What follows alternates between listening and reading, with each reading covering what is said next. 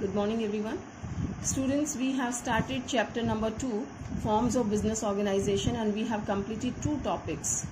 First one is sole proprietorship and second one is HUF. Today we are going to start its third topic, partnership. Partnership, as you know so many terms of the partnership. Partnership means minimum two people, they are joining the hand to do anything. Okay.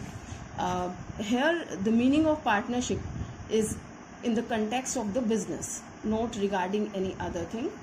Partnership is that form of business organization in which two or more persons agree to jointly pursue a lawful business with their managerial and financial resources for purpose of earning profits.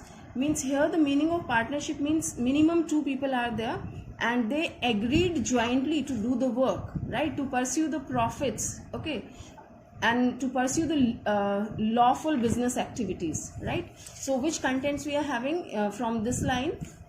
Minimum two people should be there to start that, and their purpose should be lawful, right, no illegal purpose should be there, okay, and they will be contributing the financial resources also. Means when two people are joining the hand, so they contribute their capital also, and for the same purpose they have started business, and that is lawful purpose. Fine. So there is a definition you must learn under Partnership Act 1932, and the definition is partnership is a relation between persons who have agreed to share the profits of a business carried on by all or any of them acting for all. Means here the all the partners, they can do the business, they can do all the activities of the business, and even single person can run the business on behalf of rest of the partners. Both the things are valid. Fine. Now students, when we are facing problem in one thing, then we try to invent something else, right? So we were facing so many problems in the sole proprietor, means drawbacks of the sole proprietor. They have given us inspiration to start any form or any other form of business organization, and we have started partnership. So which main drawbacks sole proprietor was having, right? So we have diverted to the partnership. These were lack of finance and managerial capabilities. We know that lack of finance was there, single person was there in the sole proprietor, right? No other resources were there. But here, as more people will be there, the more resources will be available, right? So financial problem can be removed. Another one, managerial capacities, right? Single person is having limited capacity in everything. But when we have number of people working together, so these people, they are expert in one or more other things, okay. So the managerial efficiency increases of the people.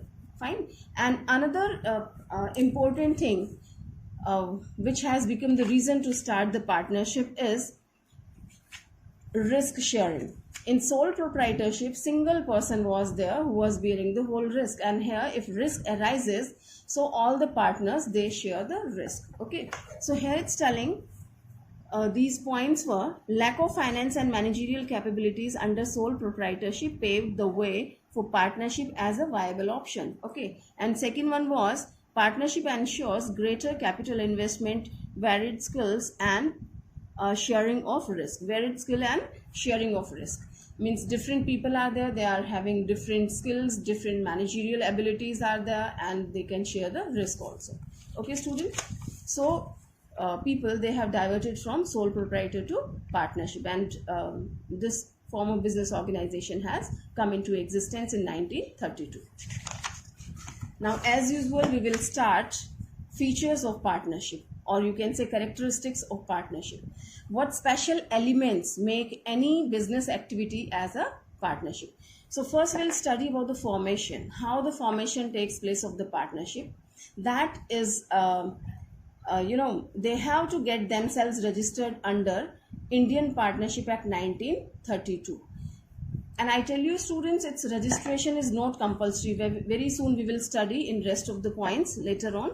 So partnership is governed by the Indian Partnership Act 1932, and it comes into existence through a legal agreement among the partners. How the partnership takes place. There is a legal agreement between the various people, various partners, and they constitute a partnership. This agreement can be written also and this can be oral also. Both are acceptable. And in which terms and conditions, in the agreement they are talking about, in which terms and conditions governing the relationship, sharing of profits and losses, and the manner of conducting the business are specified. They are talking ki what will be specified in the legal this agreement. You know, everything, all the terms and condition, how to do the business, who will be doing this work, how much capital has been contributed by you, either partners will get the salary or they won't get. I mean, all the responsibilities and duties of the partner will be mentioned over here, right? And how they will be sharing their profits and losses, in which ratio they will be sharing, everything will be mentioned there. Now next we have liability. Well, in sole proprietorship, this will be a revision also side by. In sole proprietorship, the liability of the proprietor was unlimited, fine. And then we have studied about the HUF. In HUF, the liability we have divided in two parts.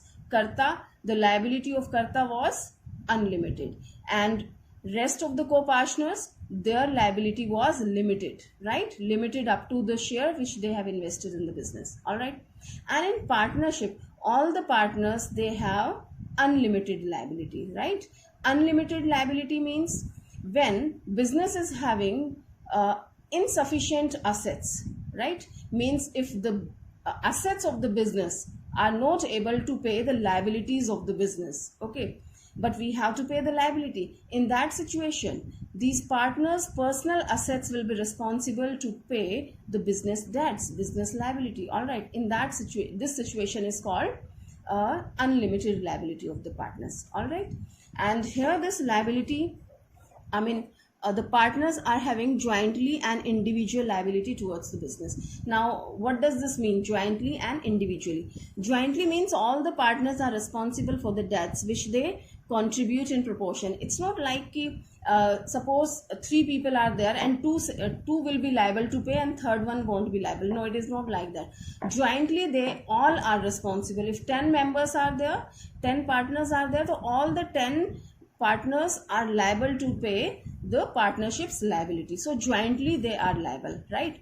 And individually, here I just explain its meaning. Individually means suppose 10 partners are there and 9 partners, they became insolvent, right? And from insolvent people we can't ask to pay the liability, okay? Insolvent वो होता है जिसकी personal property भी auction में चली जाती है, okay? Now the single partner is there. Now single partners property, I mean personal property, will be liable to pay the partnership's liability, all right? But later on, this single partner, he can recover this amount from rest of the partners, right? Whenever they recover their property, all right? So individually also one is liable to pay the partnership liability. Fine, students. So here we have completed this liability.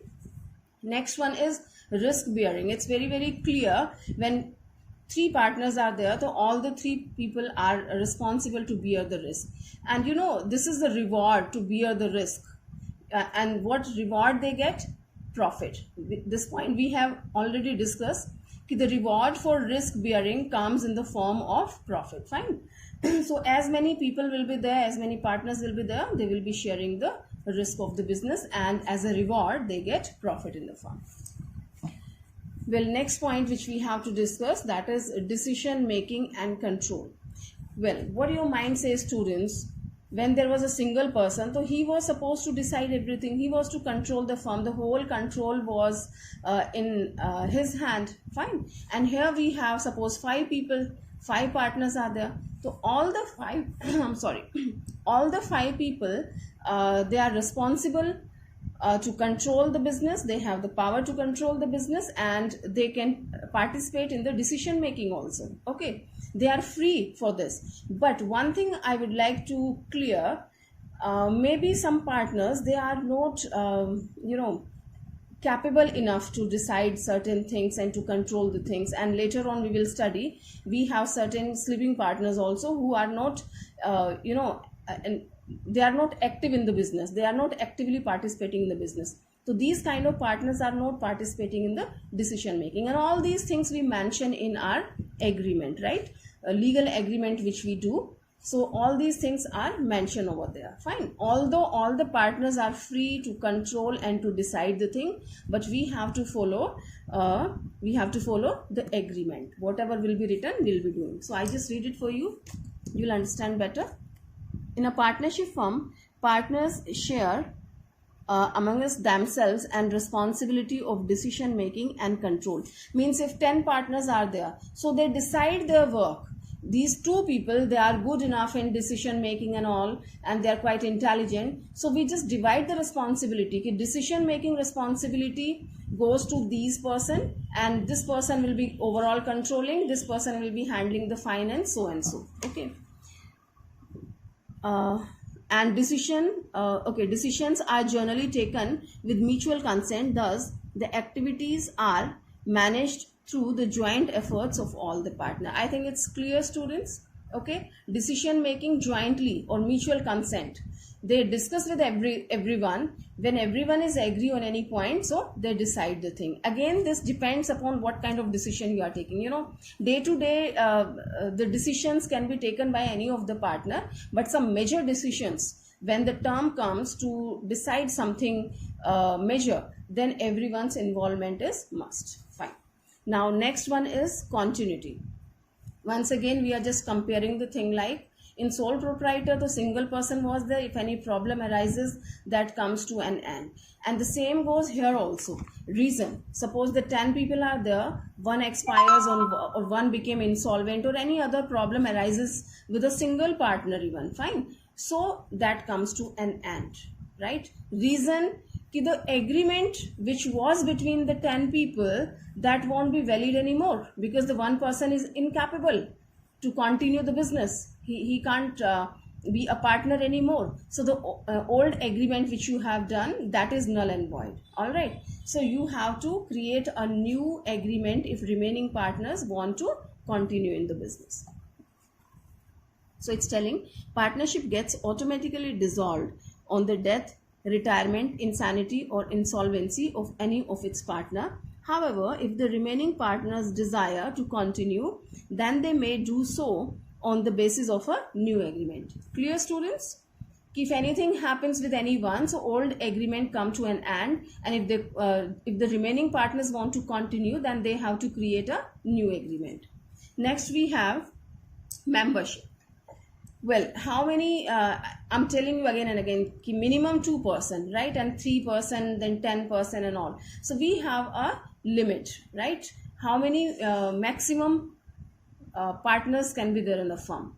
So membership tells minimum 2 people. And Companies Act 2013 have restricted the maximum number in the partnership. Okay, this Companies Act 2013, it has decided the restriction regarding partnership, that it's the maximum number will be 50. Okay, so we can say the minimum 2 and maximum number of the partners will be 50, right? This has changed in the recent years only. Now next one is mutual agency. Mutual agency, right? Mutual agency means we have many partners. All the partners, they are the principals and they are the agents as well. How they are considered as principal? Because everyone is owner, everyone is deciding the things, everyone is controlling the thing, they are managing the business, so they are considered as a principal. Agent. Who is the agent? Agent is a person who do some work on behalf of somebody else, right? जैसे हम agency लेते हैं किसी चीज की, right? The principal is somebody else and we are doing the work on behalf of that person, right? So that person is termed as an agent. All right. Now, how the partners are considered as an agent? Suppose 5 people are there, they are the partners, and one person is sitting on the counter doing some work, and remaining 4 partners are somewhere else. Okay, so this one person, whatever he is doing, whatever the decision he is taking, selling the goods and other activities he is doing, so he is doing on behalf of everyone. All the 4 people will be bounded on his decisions. Whatever this person is doing, right? Sitting on the reception of the shop. So he's doing on behalf of all the persons. So he is an agent of rest of the people. So every partner is an agent, every partner is a principal. Fine. So this is a mutual agency. So let me read it for you. Partnership business is carried on by all or any one of the partners acting for all. I've told you in the starting कि single person can manage the whole partnership. Okay, if rest of them are not willing to continue, so single person can manage, and everyone can also participate in that. It means every partner acts in the capacity of an agent as well as a principal. I have explained this point. Fine, students. So here we have completed the features of partnership. Now we will talk about merits of partnership, and I have already quoted merits and limitations. They come from features. Fine. Features means the specialties, the qualities. Okay. So one can have the good quality also and the bad quality also. So let's see the good qualities first, means merits. First one is easy formation. Well, students, here I tell you, whatever the topics we will be studying, this will be a sort of comparative studies, right? Here I'm not comparing this partnership with sole proprietor. Okay, if I compare it with sole proprietor, so this will be difficult, because in sole proprietor, so we didn't do anything. There was no legal requirement, legal formality was not required at all. Okay, here I'm comparing with company, which we have to study later on. Fine. So it's easy formation. See, we don't have to do much legal formality. A few formalities are there, not much. Okay, so it's very, very easy to form. So formation of partnership is simple. There are no legal formalities to be completed. Even the registration of partnership firm is not compulsory according to Partnership Act. Similarly, a partnership can be dissolved easily at any time. So easy formation and easy dissolution of the partnership. No such legal formalities are required. And I've told you, even its registration is also not compulsory. But it is always good to get your firm registered. Why? We will study later on. Fine, students? So easy formation. Next we have more funds. Well, it's quite clear. When single person is there to do everything, so he's having the limited resources. But if you need more funds, so more people should be there, and in partnership this problem has been solved. Suppose 7 people, they have started doing business. Now 7 sources are there. The 7 people will be bringing capital from the different sources, right? So we have more funds to run the business, and we can expand our business. Next we have balanced decision making. Well, I have told you that a few people can decide the thing. They can be in decision making committee, and everyone can also participate in that. Depends upon their agreement and all. Depends upon their own conditions which they have decided for themselves. Fine. Now suppose 2 people are there and they have decided something, but if they feel doubt कि maybe we are wrong somewhere, they are not confident enough, so they can talk with some other partners. There is no problem. There are 7 people. Fine. So balanced decision making will be there. If one person is confused and one is not able to take right decision, and and we find he didn't take the firm decision, so he can contact with anyone. Easily the decision can be discussed with rest of the partners. So partnership is a group of people with different qualities. The partners can carry out different functions according to their area and expertise. All the decisions are taken after consultation among all the partners. As a result, every business decision is likely to be more balanced. It's clear, students? So next point we are going to discuss is sharing of risk. This is also very clear. Sharing of risk. When single person was there, he was supposed to bear the risk. When 5 people are there, 5 people will be sharing the risk. When 20 people are working together, so 20 people will be sharing the risk. So same goes in the case of partnership also, and this is one of the merit. It's very good that the risk is not on the head of single person. All the partners, they are dividing the risk. So one don't have to bear the whole one. Next merit is secrecy. Once again, I'm reminding you students, we are doing the comparative study. Okay, here we are not comparing with sole proprietor. In sole proprietor, single person was there and he was keeping all the secrets with him. Here we are comparing it with company. You know what happens in the company, which we will be studying in detail in the forthcoming topics. So in company, you have to publish your accounts. You have to give it in the journals, magazines, newspaper. ठीक है, company आपको सबको बताना पड़ता है. But here it is not required, right? So you can maintain the secrecy. Although you are 4, 5 people or 10 or 20 people, but that's your business secret, and you're not going to disclose in front of anyone. Okay. So the partnership firm is not required to publish its account. Therefore, the affairs of the partnership firm remains secret. Fine. Now, next is your limitations of partnership. We know that pros and cons go side by side. So these were the merits. Now, first one is your unlimited liability is the first limitation. Unlimited liability. We have discussed that liability of all the partners is unlimited. Not even a single person is safe.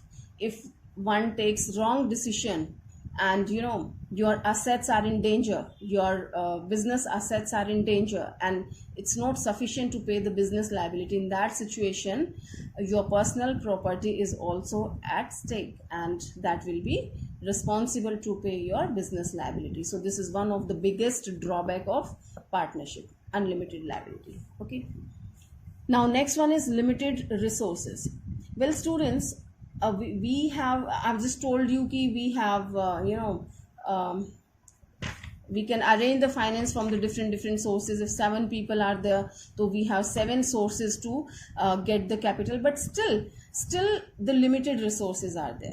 7 people, once again we are comparing it with company. Okay, fine, better, they are at better position when we compare with sole proprietor. Okay, but not good at all when we compare with company, because in company we will study unlimited capital we can acquire, unlimited capital we can have from the shares and debenture finance we can have, but here only 7 people are there. If you want to do your business on the large scale, so these sources won't be sufficient for you. So we are talking from that point of view, limited resources. If your planning is to do something big, so this won't be sufficient. If you 7 or 10 people or the 20 or the maximum 50 people, fine, they are arranging the finance, still you can't do your business on that level which a company can do. Okay, because company is having unlimited resources.